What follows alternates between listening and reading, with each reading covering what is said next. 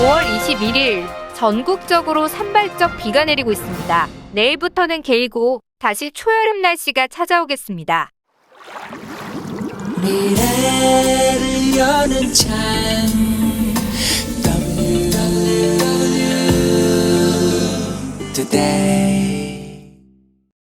5월 21일 환경 관련 주요 뉴스 시작하겠습니다. 경향신문 보도입니다. 지난해 10월 배추 한 포기당 10,000원을 넘어서며 금추 대란이 일어났습니다. 원인은 지난해 54일간 이어진 역대 최장 장마로 고랭지 배추 생산이 부진하면서 생긴 일입니다. 올 초 파테크 열풍을 불러일으킨 대파 파동은 주산지인 전남 신안과 진도에 내린 유례없는 폭설이 원인이었습니다. 이렇게 이상기후 현상이 밥상 물가를 위협하는 일이 잦아지고 있는데요. 이상기후 빈도와 강도가 증가하면서 농작물 재해보험의 손해율이 크게 증가했다고 합니다. 전문가들은 장기적인 농업 부문 탄소 저감 노력과 함께 단기적으로는 농업인들이 이상기후에 적응하며 정보들을 모아 빅데이터 센터를 구축할 필요가 있다고 주장하고 있습니다. 더 가디언 보도입니다. 북극위원회의 새로운 보고서가 공개됐습니다. 내용은 북극 야생동물의 급격한 감소 원인이 끔찍한 기후 변화라고 하는데요. 북극이 2배 속도로 온난화가 찾아오면서 토착종 사이에 병원균이 출현하고 북극 수분 파리가 80% 감소했다고 합니다. 또한 앞으로 도요새 등 철새 80% 감소될 예측도 하고 있으며 1896년에서 2018년까지 약 22년간 캐나다 베서스트 술록이 98% 감소했다고 합니다.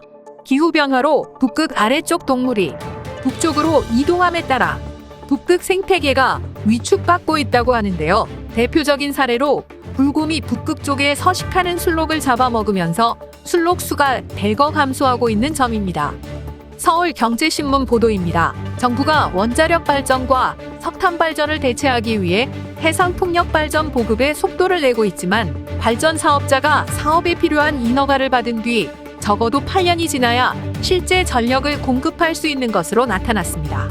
재생에너지 발전단지를 조성하더라도 송배 전망이 구축돼 있지 않으면 생산한 전력을 수요처로 보낼 수 없기 때문에 전력망 연결 시기는 곧 발전단지의 실질적인 가동 시점이 된다고 합니다. 재생에너지 보급 확대 정책과 맞물려 전력망 나는 시간이 지날수록 악화할 것으로 전망된다고 합니다. 조선일보 오늘 아침 보도입니다.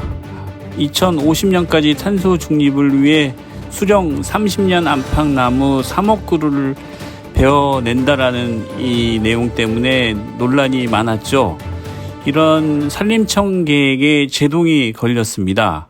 환경부는 외부 전문가가 참여하는 산림청 탄소 흡수 전략 마련을 위한 민간 협의체를 구성하겠다고 발표했습니다.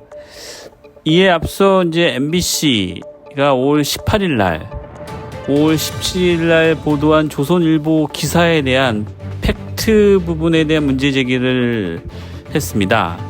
이게 탄소 중립 30억 그루 사업이 아직 시작도 안 했는데 산림청에서 마치 이번 그 홍천에 있는 벌목이 산림청의 탄소 중립을 위한 그 사업으로 이 보도를 하면서 사실 여론도 많이 안 좋아졌는데 이런 부분에서 이거는 사실이 아닌 걸로 드러났습니다.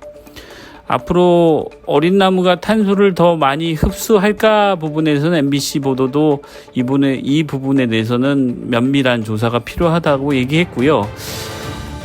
어찌됐든 이 잘못된 정책을 바로잡는 건 중요하지만 언론 보도가 사실이 아닌 것을 마치 사실인 것처럼 포장하는 것은 문제가 있는 것 같습니다. 앞으로 민간 협의체가 이 탄소 중립 부분에 대한 팩트, 과학적인 근거를 면밀히 조사하고 모두 국민에게 안심할 수 있는 근거 자료를 제시했으면 합니다.